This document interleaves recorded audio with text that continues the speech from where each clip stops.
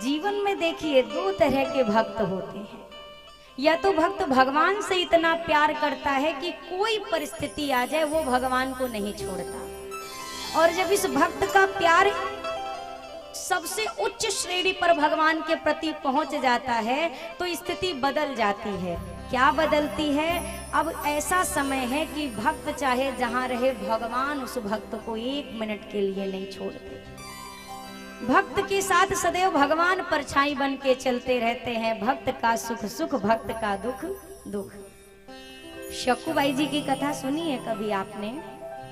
शकू जी विठल नाथ की बहुत बड़ी भक्त थी, विठल भगवान की। अब जब तक अपने मायके में थी खूब भजन पूजन हुआ, पर ससुराल में आने के बाद पराधीनता हो जाती है। जो वहाँ के नियम है, जो वहाँ की विधियां हैं, वो स्वीकार नहीं होती हैं। अब ये जितनी परम भक्ता थी, ससुराल उतना विपरीत मिला। सास ससुर पति सब एकदम प्रतिकूल। दिन भर घर के कार्यों को कराते रहना, लेकिन अब शब्द बोलना, जरा सा प्रेम नहीं देना, मारना पीटना, शकुबाई जी के साथ यही सब हो। पर शकू मैया ने कभी विठल को अपने से दूर नहीं किया। नाम जाप करती रहे, नित्य नाम जप करती रहे, जप करती रहे। एक बार हुआ, सूचना मिली कि कुछ लोग विठल भगवान के दर्शन करने जा रहे हैं पंढरपुरी। अब इनके मन में इच्छा हुई मैं भी चली जाऊं। ये कुएं से जल भरने गई थी, और जल भरने गई थी तब तक सूचना मिली कि एक टोली जा रही है वहां पर दर्शन के लिए। तो ये भी भजन में ऐसी उन्मत्त हुई कि चल दी उनके साथ।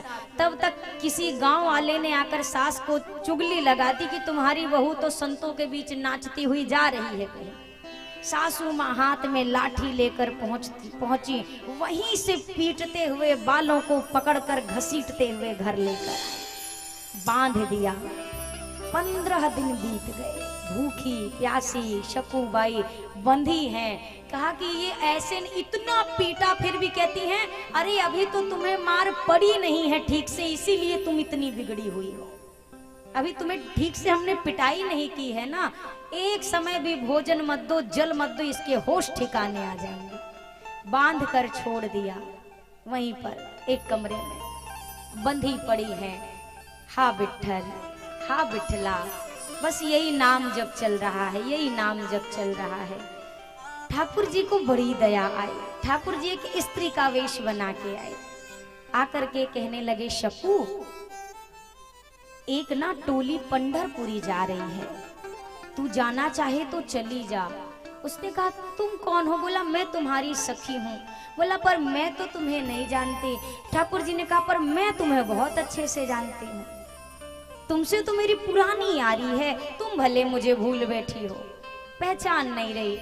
शकू ने कहा पर मेरी सासू जी ससुर जी मेरे पति मुझे फिर पीटेंगे। बोला उनकी चिंता ना करो, उन्हें मैं संभाल लूंगी।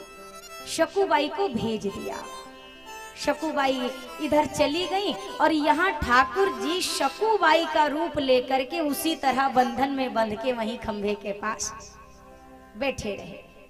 ठाकुर जी बैठे, अच्छा पति आया। अब ये प्रभु की ही तो कृपा है।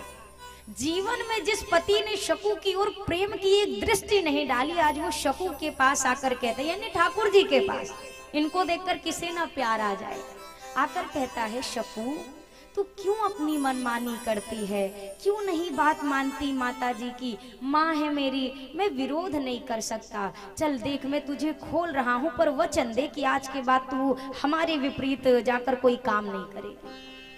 आज ऐसा मन परिवर्तित हो गया, उसने खोल दिया ठाकुर जी को। अब खोला, अब जितनी ड्यूटी शकुबाई की थी, जितने काम शकुबाई के थे, वो भगवान ने करने शुरू किए।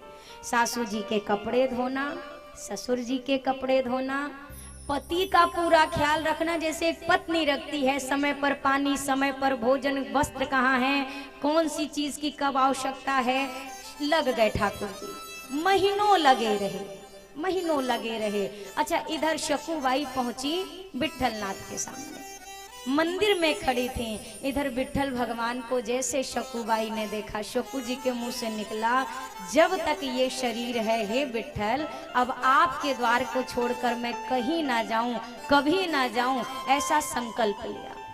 और ऐसा कहा, भजन में ऐसा मन लगा, शकुबाई का देह छूट गया, प्राण निकल गए शकुबाई के। गांव के एक व्यक्ति ने जब देखा तो पहचाना कि ये तो शकू है, हमारे जान पहचान के जो हैं उनकी पुत्र वधू हैं। तो वहीं पर ही पंढरपुरी में ही अंतिम संस्कार भी कर दिया देह का, देह की अंत्येष्टि हो गई। अब इधर अंत्येष्टि हो गई, शकुबाई तो अब है ही नहीं, अब इधर ठाकुर जी शकुबाई बने, पूरा ससुराल संभाल रहे, पूरे घर की देखभाल। मैया को थोड़ी सी, मैया रुक्मिणी को लगा ऐसे तो हमारे ठाकुर जी जिंदगी भर उनकी बहुरिया बन के रह जाएंगे, फिर मैं क्या करूंगी। अब ये गई, शकू जी की जो राख थी उसमें जो अस्थि बचे हुए थे, उन अस्थियों में मैया ने प्राणों का संचार किया और शकू जी को नया जीवन दिया। शकू जी से कहा, देखो शकू, आपने कहा था कि इस शरीर से अब मैं दोबारा वापस नहीं जाना चाहती, तो वो शरीर तो तुम्हारा जल गया, ये तुम्हारा नया शरीर है। शकू, आप अगर अब अपने ससुराल नहीं गए तो मेरे ठाकुर जी तुम्हारे ससुराल के ही बन के रह जाएंगे। महीनों हो गए वो वहीं पर पहुनाई कर रहे हैं सबकी। शकुबाई इधर जाने लगी, उसी कुएं के पास पहुंची और इधर से ठाकुर जी जल लेने निकले थे, पता चला शकू जी आ रही हैं। दो शकू को कहीं देख लिया तो सब मामला गड़बड़ हो जाएगा। इधर ये फटाक से गागर उठाई ठाकुर जी ने, बोला सासू माँ मैं पानी लेके आती हूँ, और बड़ी हम मदमस्त चाल से चले गए पानी भरने, कमर पे गागर रखी। वहां पहुंचे और पहुंचते पहुंचते उसी सखी का वेश बनाया जिस वेश में मिले थे शकुबाई से। जाकर कहा, शकू हो आई तू? बोला हाँ। अभी शकुबाई को ऐसा नहीं लग रहा कि बहुत दिन, बोला कि जल्दी आ गई ना। ठाकुर जी ने कहा महीनों बीत गए हैं। बोला अच्छा, तो मेरे घर में तो सब बड़े नाराज होंगे। बोला नहीं नहीं, तुम्हारे भजन के प्रताप से सबकी बुद्धि बदल गई है, सब बहुत अच्छे हो गए। और वास्तव में ठाकुर जी की ऐसी कृपा, सबकी मति पलट चुकी है। जो सासू माँ गालियों की बरसात करती थी अब वो प्रेम की बरसात करती है। शकुबाई जब पहुंची तो पूरे घर की काया पलट देखकर ही आश्चर्य में। तो विचार करो भैया, जो मेरे ठाकुर जी किसी की बहू बन के सास की चरण सेवा, अपने पति की चरण सेवा कर सकते हैं, वो भगवान भक्त के लिए क्या नहीं करे। पर कराने वाला भी तो कोई वैसा मिलना चाहिए ना, कोई मिल तो जाए। स्वामी तुम जैसा मेरा रघुराई हो। हर एक व्यक्ति चाहता है कि सामने वाला पति जो मिले राम जैसा मिले। मिल सकता है, कोई बड़ी बात नहीं है।